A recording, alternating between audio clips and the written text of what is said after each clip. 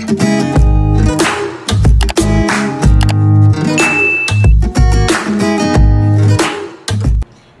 mga Eko Mamie! Good day po sa lahat! Excited po ako sa araw na to kasi masaya po ako dahil marami pong bagong mga subscribers sa aking YouTube channel. Maraming salamat po sa inyong suporta sa akin.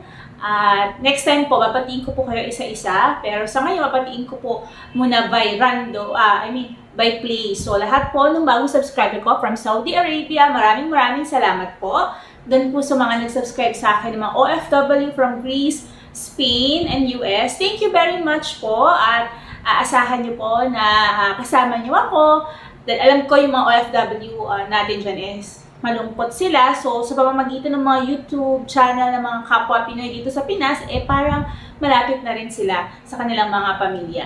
So, for today po, meron po akong isang recipe na hinanda. Ito po ay isang simple lang din po. It's Skyflakes and Sardines Balls. So, mga ka-Eko Mamie, huwag natin patagalin pa. Magluto na tayo. Tara! Maging pino itong Skyflakes.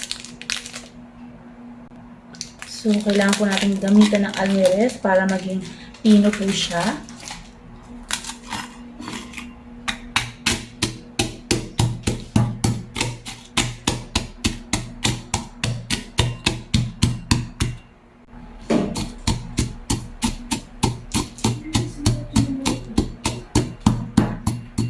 So mga ka-Eko Mamie, ito na yung ating dinurog na Skyflakes. And then, ilalagay na natin yung ibang ingredients. Ito po, mga ka-Eko Mamie, ito po sardines. Hindi natin sasama yung sabaw. Kukunin lang natin yung kanyang mga isda.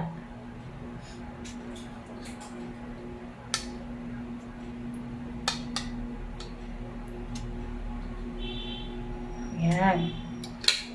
Then, diyan natin siya dudurugin. Sasama natin din sa Skyflakes. Or, gusto nyo po, much better kung durug na ilalagay ninyo kasama yung Skyflakes. 2 tablespoons of flour lang po ito.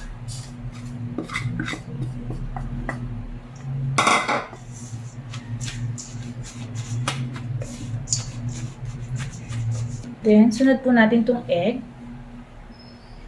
Ayan.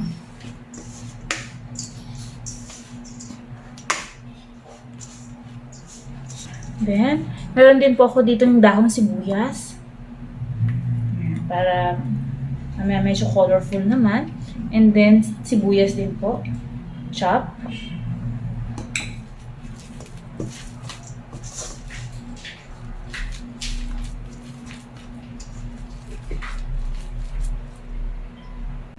Then, sunod po natin itong ating powder na paminta. Powder po ang gamitin natin. And then, yung asin.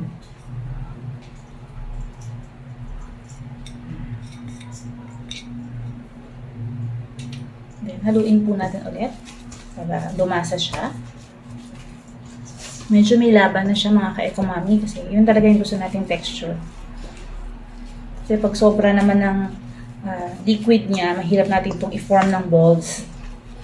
So mga ka-Eko Mamie, ito po yung magiging itsura niya. And then gagawin na natin itong balls. Papakita ko po sa inyo kung paano natin gagawin siyang balls. So mga ka-Eko Mamie, yung una natin gagawin ay yung palad natin, lagyan natin ng konting mantika para hindi ganun kadikit sa ating mga kamay. Then, pinch na tayo ng konti. Ganun lang siya. Gagawin lang natin siyang bola, the usual bola. Ayan. And then, i-roll natin dito po sa ating harina. Tapos, i-dunk natin sa ating egg. And then, saka natin i-dunk dito sa ating breadcrumbs.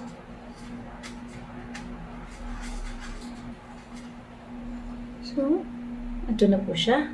Yan po ating gagawin hanggang sa ating matapos.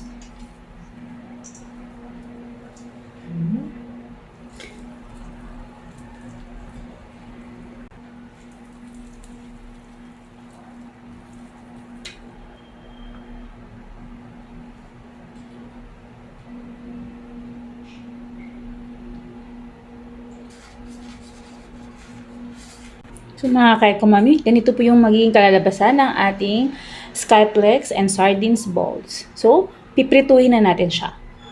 Tara! So mga Eko Mamie, nagpapainit lang po tayo ng mantika. Then, ready to fry na po. Init na yung ating mantika. So, let's do it!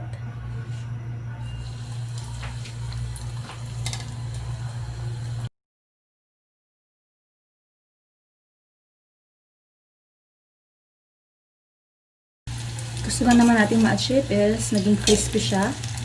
Kasi actually hindi naman siya ganun kahirap lutuin dahil all the ingredients is luto na eh. Maliban dun sa egg and dun sa flour. So lutuin lang natin siya para until golden brown. Yan na yung ating last batch. And then, susunod na yan, tuturo ko po kung paano po ang paggawa ng sauce. Ayan, maganda na. So, luto na to. Hanguin ko na rin po ito mga Eko Mamie. So, luto na po. Ito na ang ating Skyflakes and Sardine Balls. So, mga Eko Mamie, ito naman po yung sauce na gagawin ko. So, ito po is mayonnaise lang po. 1 tablespoon of mayonnaise. 1 tablespoon of kalamansi. And then, ito po yung pinch lang natin kamasogahan. Ayan. Halo lang po natin. And then, samahan natin siya ng banana ketchup. Pero, 2 tablespoon na ako banana ketchup. So, yan. Mga Eko Mamie. Ito na ang ating sauce para sa ating Skyflakes and Sardines Balls. So, mga Eko Mamie, ito na po yung ating Skyflakes and Sardine Balls. So, dun sa video po, pinakita ko rin din po sa inyo yung paano paggawa ng isang klase ng sauce. So, experimental sauce ka lang din po yun. And then, dalawa yung sauce na ngayon. Meron din akong toyo at suka lang na meron chop na garlic na nilagay. So, nasa sa inyo po kung ano yung prepare na gamiting sauce nung kakain ng ating Skyflakes and Sardine Balls. So, let's eat! Kakamayin ko po. Kasi, sobrang luto. Oh. Sobrang luto. So, i-dip ko. Sige lang dito sa isa. Luto.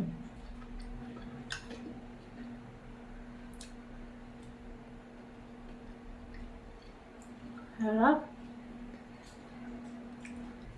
Tikman ko naman itong isa. Yung suka naman na may toyo.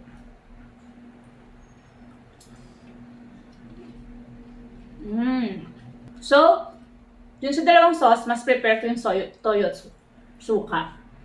I'm sure yung kids naman, mas prepare nila itong isang sauce na ginawa ko kanina. So, pero medyo sa mga medyo matured, mas masarap yung suka at toyo.